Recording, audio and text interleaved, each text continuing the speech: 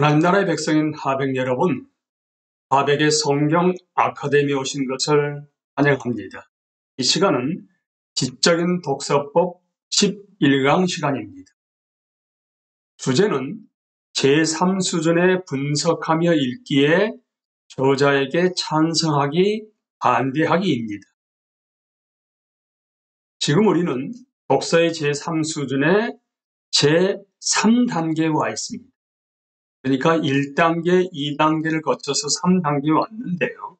그 내용을 한번 살펴보게 되면 제1단계에서는 책의 전체적으로의 구조가 어떠한지, 그리고 그 구조를 통해서 윤곽을 그리는 단계를 하게 되면 제2단계는 뼈대를 파악하고 난 다음에 뼈에 붙어있는 살을 파악하는 것처럼 내용과 메시지를 해석하는 단계입니다.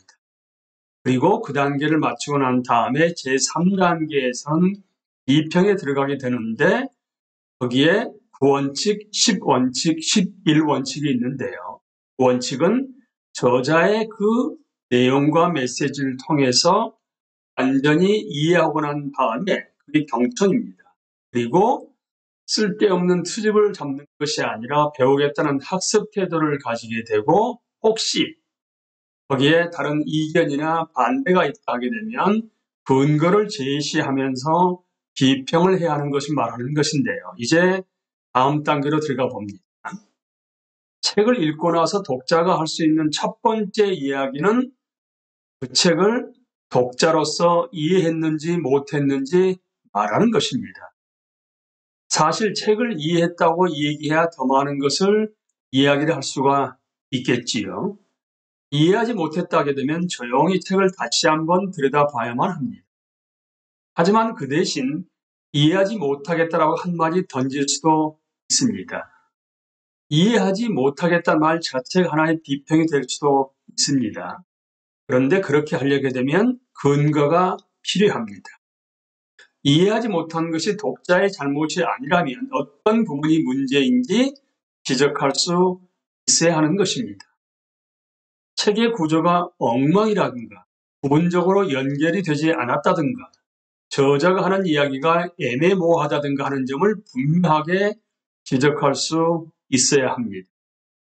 그 책을 이해할 수 없다는 주장을 뒷받침해 줄 수 있는 근거를 제시하면서 제시하는 것만큼 비평의 의무를 다하는 길은 없겠지요. 그러나 좋은 책을 읽는다는 것은 그 책을 이해할 수 있어야 한다는 뜻입니다. 이제 그런 책을 읽고 독자가 이해했다고 합시다. 책의 내용을 이해했을 뿐만 아니라 저자가 하는 말에 모두 찬성했다 하게 되면 더 이상 할 일은 없습니다. 사실상 분석하며 읽기에 제3수준의 독서를 모두 끝마친 것이지요. 모르던 것을 알게 되었고 그 사실을 믿게 된 것입니다. 하지만 책 내용에 찬성하지 않거나 판단을 보류하는 경우에는 아직 할 일이 남아있는 것입니다. 그리고 대부분 보류하는 경우보다 찬성하지 않는 경우가 많습니다. 저자가 독자와 논쟁을 벌이려 하고 독자에게 의견을 듣고 싶어하는 한 훌륭한 독자가 되려면 논쟁의 원칙들을 잘 지켜야 합니다. 지적이고 논리적일 뿐만 아니라 예의도 갖춰야 하겠지요. 저자의 주장에 단순히 끌려가는 데서 그치는 것이 아니라 당당하게 자신의 주장을 내세울 수 있어야 비로소 진정한 의미의 찬성이나 반대를 할 수 있습니다. 찬성이나 반대가 무슨 의미가 있는지는 좀 더 깊이 생각해 봐야 할 문제입니다. 저자가 사용하는 중요한 단어나 용어의 의미도 파악하고 저자가 진술하는 내용도 이해하는 독자는 저자와 같은 생각을 할 수 있습니다. 사실 해석을 하는 모든 과정은 언어라는 매개체를 통한 정신의 만남을 이끌어내는 것입니다. 책을 이해한다는 것은 저자와 독자가 일종의 같은 의견을 갖는 것입니다.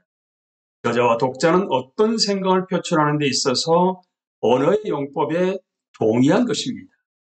이렇게 동의함으로써 인해 독자는 저자의 언어를 통해 저자가 표현하려는 아이디어를 이해할 수가 있습니다. 독자가 책 내용을 잘 이해했음에도 어떻게 그렇다면 찬성하지 않을 수 있을까요? 그러니까 비평을 하며 책을 읽는다는 것은 독자가 자신의 독자적인 생각이 있어야 한다는 뜻입니다. 그러니까 책을 이해하게 되면 그 생각과 저자의 생각이 하나가 되는 것입니다. 그렇게 되면 여기서 말하는 독자적인 생각이란 도대체 무슨 역할을 하는 것일까요? 어떤 사람들은 찬성에도 두 가지 의미가 있다는 것을 미처 구분하지 못하는 잘못을 범합니다. 한마디로 서로를 이해한다면 의견도 같아야만 한다는 생각은 잘못된 것입니다. 그런 사람들은 의견이 서로 다른 이유가 모두 오해에서 비롯된다고 생각합니다.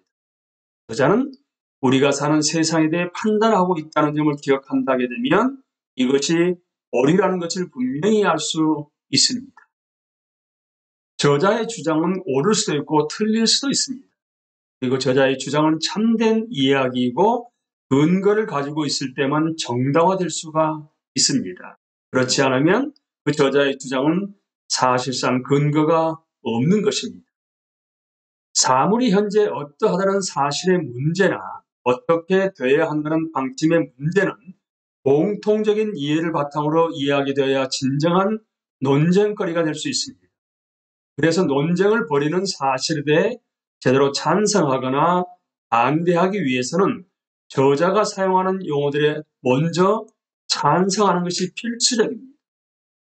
책을 올바로 해석해서 저자의 마음과 만날 수 있어야 저자의 입장과 같은 혹은 다른 생각을 가질 수 있기 때문입니다. 그런데 우리는 여기서 간과하지 말아야 할 것이 뭐냐 하게 되면 선입견과 판단입니다. 그러니까 올바로 이해하는데도 반대하는 경우를 생각해 보십시오. 비평하는 원칙들을 잘 지키면서 반대하는 경우는 저자가 틀렸다고 생각하는 점이 있기 때문이지 괜히 독자의 선입견을 가지고 감정적으로 대립하는 과정은 아닙니다. 그렇다면 이제 논쟁을 이상적으로 잘 진행하려 하게 되면 세 가지 조건을 갖춰야만 합니다. 첫 번째는 자신이 토론할 때 인간이기 때문에 감정적일 수 있다는 것을 인정하는 것입니다. 모르게 감정이 분출될 수 있다는 것을 스스로 인정해야만 합니다. 그리고 이어서 자신의 관점이 선입견일 수 있다는 것을 분명히 파악할 수 있어야 합니다. 그러니까 선입견이라는 것은 공정하지 않는 것 아니겠습니까? 그러니까 자신이 공정하지 않을 수 있다는 것도 분명히 파악을 해야 되는 것이고요. 또한 공평하게 생각하려는 노력이 있어야 합니다. 편파적으로 맹목적인 해결을 바람직하지 않습니다. 이 세 가지 조건은 이상적으로 유익한 지적 대화를 나누는 데 필수적입니다. 그 좋은 책을 읽는 것이 저자와 독자 사이의 대화인 이상 분명히 책을 읽는데도 적용됩니다. 이 세 가지 조건은 반대를 하더라도 예의를 지킬 줄 아는 독자가 될 수 있는 좋은 충고입니다. 대화나 올바른 비평적 태도로 책을 읽으려 하게 되면 훈련이 필요합니다. 그래서 이 세 가지 이상적인 조건을 충족시키지 못할지라도 어렵지 않게 따를 수 있는 방법을 몇 가지 우리에게 모티베이트는 이야기하려고 합니다. 책을 거꾸로 비평해 볼 수 있는 네 가지 방법들로 독자가 이 방법을 따라 감정이나 선입견에 사로잡히지 않도록 도움을 받을 수 있기를 바란다는 제언으로서 네 가지를 제시하고 있는데요. 그 정도 아는 것으로는 부족하다. 잘못 알고 있다. 논리적이지 않아서 좀 설득력이 부족하다. 완전하지 않으니 좀 더 분석해보라. 이 네 가지의 방법들로 우리가 비평을 거꾸로 해볼 수 있게 되는데 이때 독자는 분명하고 구체적으로 근거들을 제시하면서 주장해야만 하는 것입니다. 이제 저자의 타당성을 판단하라. 라의 내용에 들어가서 보게 되면 저자가 아는 것이 부족하다라고 말하는 것은 저자가 풀어나가려는 문제와 관련 있는 지식이 부족하다는 것입니다. 이어서 저자가 잘못 알고 있다라는 것은 뭔가 틀리게 주장하고 있다는 뜻인데요. 저자가 이끌어가는 결론과 관련된 내용에 한해서만 이런 잘못을 지적해야 합니다. 이렇게 지적하려면 저자의 입장과 반대되는 진리나 보다 폭넓은 가능성을 분명하게 밝힐 수 있어야 합니다. 이 두 가지 비평 방법은 서로 관계가 있는데요. 아는 것이 부족하면 오류를 범하게 되는 것은 당연하지 않겠습니까? 또한 잘못 알고 있는 것도 어떤 면에서는 아는 것이 부족한 것과 마찬가지로 얘기할 수 있겠지만 그 결과에 차이가 있습니다. 즉, 관련 지식이 부족하게 되면 어떤 문제를 풀지 못하거나 어떤 결론을 뒷받침해 주지 못하게 되겠지요. 그러나 잘못 알고 있는 지식은 문제를 잘 풀어가지 못하거나 수긍할 수 없는 결과를 이끌어내고야 맙니다. 결국 이 두 가지 모두 저자로 하여금 잘못된 전제에서 시작하게 하는 것입니다. 저자는 더 많은 것을 알아야 하고 제시하는 증거나 근거는 양적으로나 질적으로도 합당한 것이야만 합니다. 이제 이어서 저자가 논리적이지 못하다라고 말하는 것은 추론해 나가는 데 있어서 저자가 잘못을 범한다는 뜻입니다. 일반적으로 이러한 잘못은 두 가지 종류가 있는데요. 하나는 잘못된 결론, 즉 제시한 근거에서 잘못된 결과가 도출되는 것을 말합니다.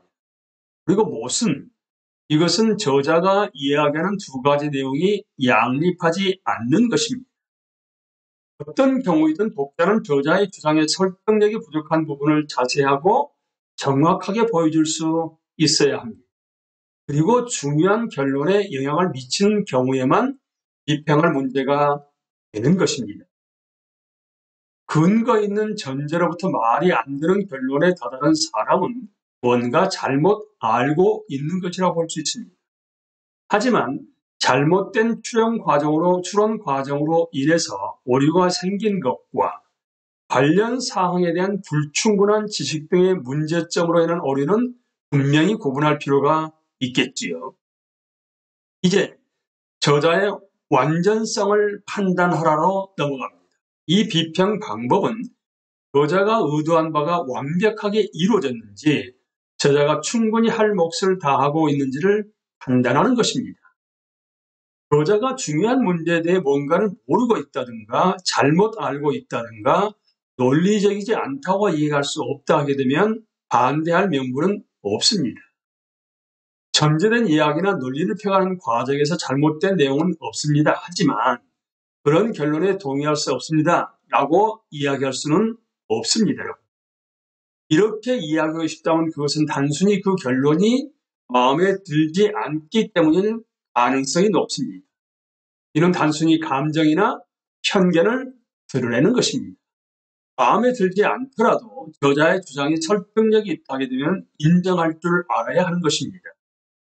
앞에 세 가지 방법으로 반론을 제기할 수는 없어도 저자의 주장이 옳다는 생각이 들지 않는다면 독자로서 제대로 이해하고 있는지 먼저 자신을 의심해 봐야 하는 것입니다. 앞에 세 가지 방법은 저자가 사용하는 용어, 명제, 논증과 연관이 있습니다. 이제 네 번째는 전체 구조를 바탕으로 불완전성을 지적하는 것입니다.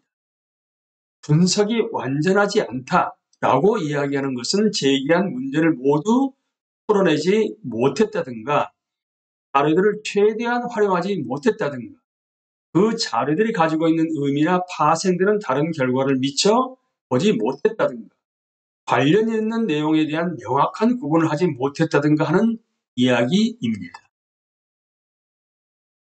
불완전하다는 것을 지적하는 이 네 번째 이야기는 엄격히 말해서 반대한 것이라기보다는요.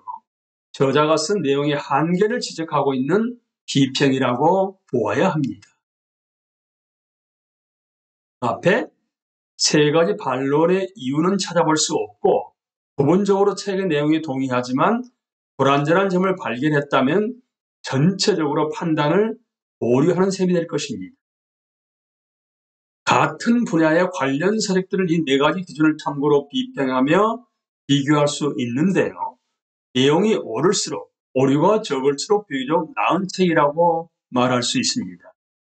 지식을 얻기 위해서라면 주어진 주제를 완벽하게 다루고 있는 책이 가장 좋은 책입니다. 이 네 번째 비평 방법은 책을 분석하며 읽는 세 단계와 연관이 있습니다. 먼저 구조를 파악하는 1단계에 있어서의 마지막 원칙, 네 번째 원칙이죠. 저자가 풀어가려는 문제가 무엇인지 찾아내는 것이었습니다. 2단계로 넘어가서 해석을 하는 마지막 원칙은 8원칙이겠죠. 여자가 어떤 문제는 풀어냈고 어떤 문제는 풀어내지 못했는지를 알아내는 것입니다. 그리고 비평을 하는 3단계에서 마지막 11원칙은 완벽한가에 대한 것을 얘기하고 있는데요. 여자가 문제를 얼마나 잘 설명하고 있는가를 파악하는 만큼 윤곽을 완벽하게 그릴 수 있고, 저자가 문제를 얼마나 잘 풀어나갔는가를 살펴보는 해석을 완벽하게 할 수 있는 것입니다. 이제 정리를 다시 한번 해보시죠. 제3수준의 독서는 분석하며 읽기이며 1단계, 2단계, 3단계로 구분됩니다. 1단계는 무엇에 관한 책인지 알아내는 것이고 2단계는 내용을 해석하는 것이고요. 3단계는 지식을 잘 전달하는지 비평하는 단계입니다. 이제 하나하나 세부적으로 들어가서 보게 되면 1단계 무엇에 관한 책인지 알아내기 위해서는 1원칙으로서 책의 종류와 주제에 따라서 먼저 분류하십시오. 그리고 난 다음에 이 원칙은 전체적으로 무엇을 다루고 있는지 최대한 간결하게 이야기해 보십시오. 3원칙은 주요 부분들을 순서와 연관성에 따라서 열거하고 전체적인 윤곽을 그려보십시오. 4원칙은 저자가 풀어 나가려는 문제를 분명하게 파악하는 것입니다. 이어서 2단계는 내용을 해석하는 단계인데요. 5원칙은 중요한 핵심 단어를 어떤 의미로 저자는 사용하고 있는 것인가, 어떤 용어를 사용하고 있는 것인가를 파악하는 것입니다. 6원칙은 가장 중요한 문장을 통해서 주요 명제를 파악하는 것입니다. 그리고 7원칙은 논증을 문장과의 연관 속에서 구성하거나 찾아내는 것입니다. 그러니까 5원칙은 핵심 단어나 용어, 6원칙은 명제, 7원칙은 논증을 찾아내게 됨으로 말미암아 8원칙은 풀어낸 문제와 풀지 못한 문제를 구분하게 되고, 풀지 못한 문제를 저자가 알고 있는 것인가를 파악하는 것입니다. 이어서 3단계는 A와 B로 나눠서 얘기할 수 있게 되는데요. 3단계는 지식을 잘 전달하는지 비평하는 것인데, 첫 번째 지성인으로서의 에티켓을 반드시 가져야 하는 것인데, 두 원칙은 완전한 파악 및 해석 전에는 비평하지 않는 것입니다. 경청하고 난 다음에 이해를 하고 난 다음에 비평하는 것이죠. 그리고 10원칙은 트집을 잡거나 따지지 않습니다. 따지지 않아야 합니다. 수많은 태도를 견지해야 하는 것이지요. 11원칙은 지식 차원의 비평인지 개인적 견해의 제시인지를 명확히 구분하고 비평에 대한 근거를 제시하는 것을 말합니다. 이제 3단계 지성인으로서의 에티켓에 이어서 이번 강의를 통해서 나오고 있는 4가지 비평할 내용의 기준으로 넘어갑니다. 12원칙은 잘 알지 못하는 부분을 제시하는 것이고, 13원칙은 잘못 알고 있는 부분을 제시하고요. 14원칙은 논리적이지 못한 부분을 제시함과 동시에 15원칙에서는 내용, 설명이 불완전한 부분을 제시하는 것을 말합니다. 그러니까 다시 한번 정리를 해본다게 되면 제1단계에서는 전반적으로 무엇에 관해서 말하고 있는 책인가, 이어서 2단계에서는 그 무엇을 어떻게 자세히 이야기하고 있는 것인가, 어떻게 자세히가 될까요, 여러분? 3단계를 하게 되면 지성인으로서의 에티켓과 비평 기준에 관한 7가지 원칙들은 맞는 이야기인가, 그래서라는 질문에 답을 하는데 도움을 주게 됩니다. 여기서 맞는 이야기인가라는 질문은 우리가 읽는 걸 어느 것에나 해당되는 질문이겠지요.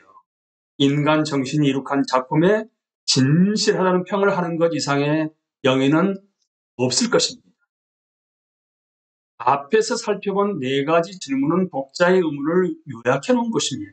그중 첫째, 둘째, 셋째 질문은 인간의 언어 소통의 본질에 해당된다고 볼 수 있습니다. 커뮤니케이션, 의사소통이 복잡하지 않다면 구조적인 윤곽을 파악할 필요는 없겠지요.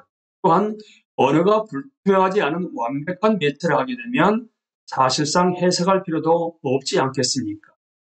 진리나 지식에 오류나 무지가 있을 수 없다면 굳이 비평할 필요도 없을 것입니다. 네 번째 질문은 지식과 이해를 구분하고 있는 것인데요. 지식을 전하는 책을 독자로서 읽었다 하게 되면 그 지식을 습득하기 위해서 할 일이 남아 있습니다. 읽긴 해도 뭔가 조금은 알 수 있게 되었다 하더라도 계속해서 그 의미를 파악하기 위한 노력을 기울여야만 하는 것입니다. 분석하며 읽기 위한 원칙들은 이상적인 원칙들입니다. 이대로 완벽하게 책을 읽을 수 있는 사람은 사실상 거의 없지요. 하지만 얼마나 성취했는가를 재는 척도는 분명히 됩니다. 원칙을 어느 정도 지켰느냐에 따라서 훌륭한 독자가 됩니다. 누군가가 책을 잘 읽는다고 할 때도 이 이상적인 원칙을 염두에 두고 이야기해야 합니다. 근데 우리는 질적으로 잘 읽는다고 하기보다는 양적으로 잘 읽는다고 말하는 경우가 많습니다. 책을 읽기는 하되 잘 읽지 못한다면 결코 칭찬받을 일이 아닙니다. 그래서 토마스 홉스는 이렇게 얘기했습니다. 내가 대부분 사람들처럼 책을 많이 읽었더라면 그들처럼 멍청한 사람이 되었을 것이다. 여기에 깔린 것은 무슨 말인지 이해하시겠죠? 양적으로가 아니라 질적으로 잘 읽어야 한다는 것이 지금 역사라고 있습니다. 그래서 역사상 훌륭한 저자들은 훌륭한 독자였습니다. 이제 저자에게 찬성하기 반대하게 분석하며 읽기의 3단계를 성경 읽기에 적용한다면 어떻게 될까요? 여러분, 성경 본문 말씀에 찬성 반대가 가능합니까? 여기서 우리는 인간 저자가 성경의 저자로 끝나지 않는다는 명확한 사실을 확실하게 알아야만 합니다. 궁극적인 저자는 삼위일체 하나님이십니다. 삼위일체 하나님께서 인간 저자를 통해서 우리에게 성경 말씀을 전해주셨기 때문에 우리는 궁극적인 저자인 하나님의 말씀을 경청하고 순종하는 것이 목적이지 저자에게 찬성하기 반대하기는 사실상 성경 해석에서는 여러분 없습니다. 정확히 말씀드리게 되면 믿음으로 순종하는 삶을 살기 위해서 성경을 읽는 것이지 찬성 반대를 하기 위한 성경 읽기가 아니라는 것은 명확합니다. 여러분이나 저나 이렇게 지적인 독서법을 공부하는 이유 중에 하나도 하나님 말씀을 올바로 경청하고 순종하기 위한 것이라는 것을 분명히 알고 하나님 말씀에 순종하게 됨으로 말미암아 하나님을 영원하게 할 수 있는 여러분과 제가 될 수 있게 되기를 예수님의 이름으로 기도합니다.